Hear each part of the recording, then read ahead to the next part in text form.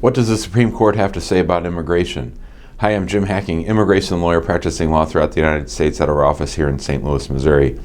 With the recent announcement by President Trump that he was nominating Brett Kavanaugh to fill the Supreme Court justice slot vacated by Anthony Kennedy, we thought we'd take a look at how USCIS and other government agencies are affected by the Supreme Court and rulings from the Supreme Court. So it takes a long time for an immigration case to make its way to the Supreme Court.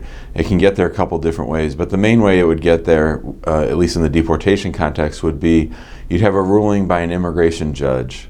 That ruling would be appealed by either the government or the immigrant, and it would go to a place called the Board of Immigration Appeals. Now, the Board of Immigration Appeals is part of the Department of Justice. It's under the authority of the Attorney General.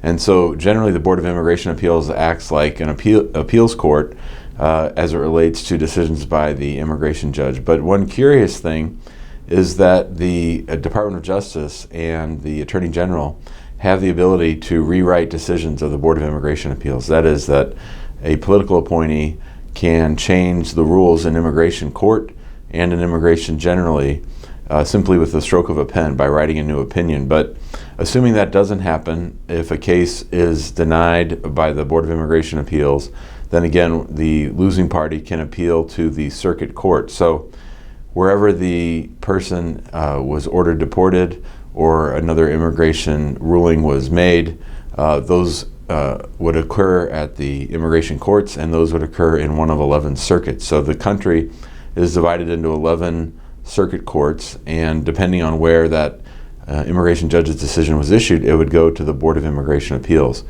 and then it would go to the circuit court for that area. And then if the circuit court rules a certain way, then the losing party, they don't have an automatic right to an appeal to the Supreme Court. Everyone can petition for what's called a writ of certiorari, and a writ is a request by a losing party in circuit court to then take their case to the U.S. Supreme Court. Now, the U.S. Supreme Court only takes between 60 and 100 cases every year, and they usually take about 1 or 2 immigration cases a year. It's sort of unusual if they take more than 3 or 4.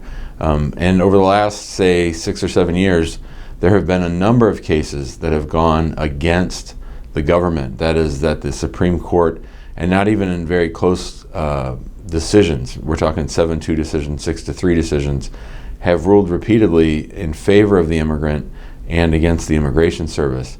And people are wondering, well, will that change with Brett Kavanaugh on the Supreme Court? Now, of course, we'll have to see if his nomination makes it through the Senate and he gets confirmed, but given the Republican majority, that's probably a likely thing. So if Mr. Kavanaugh joins the bench, then what's going to happen with the makeup of the court as it relates to immigration? I suspect that with many things that the court will swing a little bit to the right with Mr. Kavanaugh on the bench, and that will mean that the government will have a slightly better chance of winning at the Supreme Court. It might also affect which cases they decide to take, because it takes 4 Supreme Court justices to agree to hear a case, and then of course it takes 5 to come up with a majority in a 9-member court. And so it'll be interesting to see. The court has, like I said, been repeatedly ruling in favor of immigrants, not in every case. And of course, one of the greatest examples of that we've seen recently was Justice Kennedy siding with 4 other justices and ruling that President Trump's travel ban, the Muslim ban for people from predominantly Muslim countries, was going to stay in effect and to be allowed and held constitutional. So obviously the Supreme Court has a tremendous amount of impact in our nation's immigration laws, and when they issue a ruling, it's usually a sweeping ruling, and it affects many, many immigrants. So you'll definitely want to pay attention to this Supreme Court nomination. You want to make sure that Mr. Kavanaugh is fully vetted, and do what you can. If you think that his presence on the court might change things, we'll have to sit back and see. If you have any questions about this or about appeals, we'd be happy to walk it through with you, talk it through with you, and our number is 314-961-8200. You can always email us at info@hackinglawpractice.com. And if you like this video, please be sure to click like, share it with your friends, share it on social media, subscribe to our YouTube channel, and please join us in our Facebook group, which is called Immigrant Home. We'd be happy to see you there. Thanks a lot. Have a good day.